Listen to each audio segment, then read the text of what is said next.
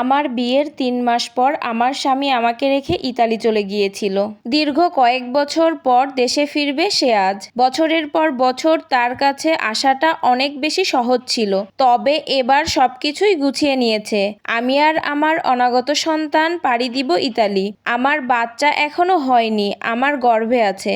আমি ৮ মাসের প্রেগনেন্ট। সামনের মাসেই আমার ডেলিভারির তারিখ। ডাক্তার বেড রেস্ট দিয়েছে বলে এখন বাবার বাড়িতেই আছি। তাছাড়াও নতুন বিয়ে, স্বামী বিদেশ, আর আমি যেহেতু গর্ভবতী ছিলাম তাই স্বামীকে ছাড়া শ্বশুর বাড়িতে থাকা অনেকটা কষ্টদায়ক ছিল আর অনেকটাই খালি খালি লাগছিল।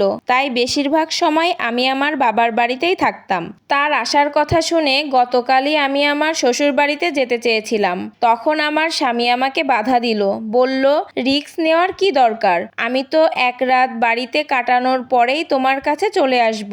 আমি এসে তো বেশিরভাগ সময়টা তোমার কাছেই থাকবো। কিন্তু সে যতই বলুক আমার যে ছটফটানি, তাকে এক পলক দেখার যে আনন্দ, সেটা আমি তাকে বুঝাতেই পারছি না। আমি জানি আমার ভিতরে কি চলছে। আমি আর এক রাতও অপেক্ষা করতে পারছি না।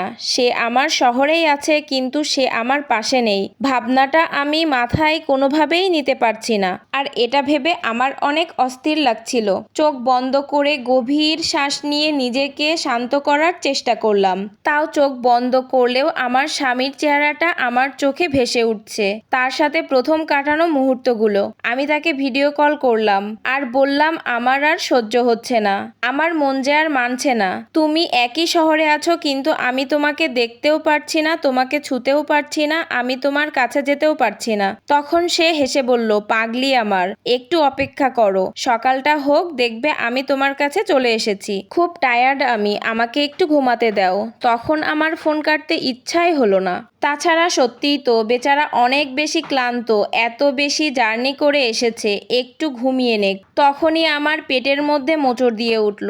তখন আমি পেটের উপর হাত দিয়ে বললাম, জানো সোনা, তোমার আব্বু এসেছে, এই প্রথমবার তোমাকে ছুঁয়ে দেখবে। তুমি টের পাবে তো, তুমি চিনতে পারবে তো বাবার স্পর্শ।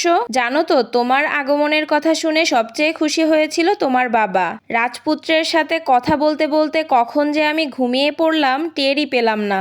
সকালে বড় ভাবির ডাকে ঘুম ভাঙলো। ঘড়ির কাঁটায় তাকিয়ে দেখি সকাল 7টা বাজে। ভাবি বলল, ফ্রেশ হয়ে কিছু খেয়ে নাও। তারপর ভাবি মিটমিট হেসে বলল, আজ একটু পরিপাটি হয়ে থেকো কেমন, কতদিন পর দুজনের দেখা হবে। ভাবির কথা শুনে আমি লজ্জায় লাল হয়ে গেলাম। ভাবি চলে গেলে এরপর আমি ওয়াশরুমে গিয়ে ফ্রেশ হলাম। রুমে এসে আমি হাত ভর দিয়ে চেয়ারে বসলাম। শরীর এতটা ভারী হয়েছে যে চলাফেরা করতে অনেকটা কষ্ট হয়ে যেত। মা বিভিন্ন ধরনের ফল নিয়ে এসে আমার পাশে বসলেন। খেতে খেতে মার সাথে অনেক বেশি গল্প করলাম। ঘরের মধ্যে সুস্বাদু অনেক রান্না হচ্ছে, ঘ্রাণে বাড়িটা মই মই করছে। বড় ভাইয়া বাজার থেকে গলদা চিংড়ি, গরুর মাংস, ইলিশ মাছ আরো কত কিছু এনেছে। বাড়ির জামাই আসছে বলে কথা, এতদিন পর, কোনো দিক দিয়ে যেন ত্রুটি না হয়।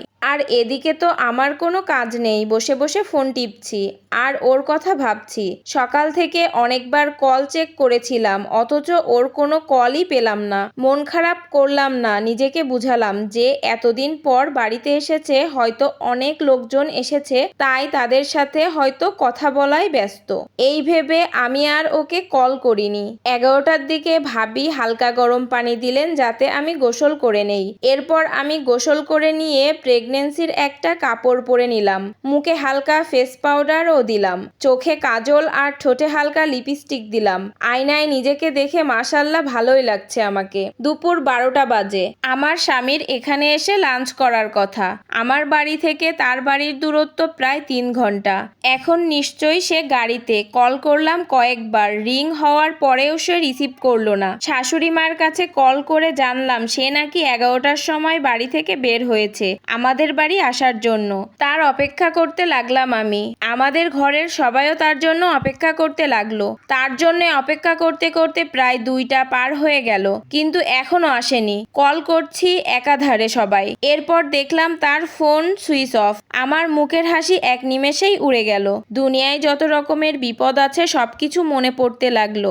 আমার বেহাল অবস্থা দেখে মা আমাকে ধরে বসালেন, বোঝালেন যে রাস্তাঘাটে তো কত ঝামেলা হয়, জ্যাম থাকতে পারে, তাছাড়া সময়ও তো লাগতে পারে। কিন্তু এদিকে টেনশানে আমার তো আর কিছুই ভালো লাগছে না।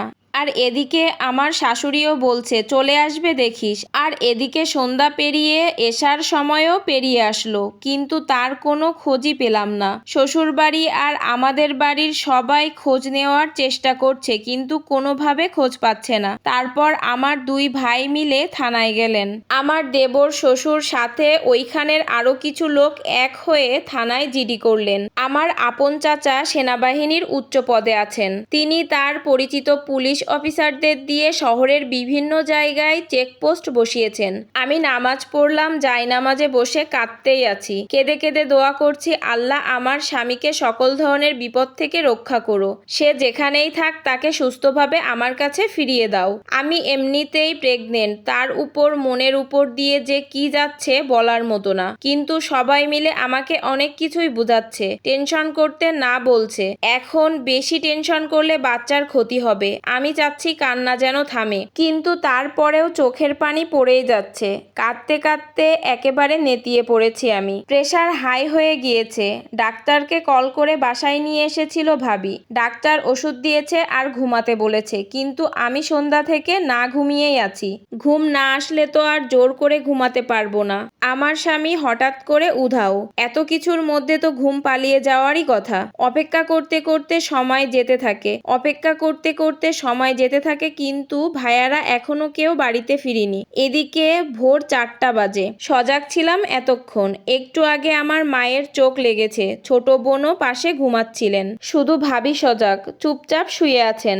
ভাবিকে বললাম আর একবার কল দাও, দেখো ভাইয়া কি বলে, কোনো খবর আছে কিনা দেখো।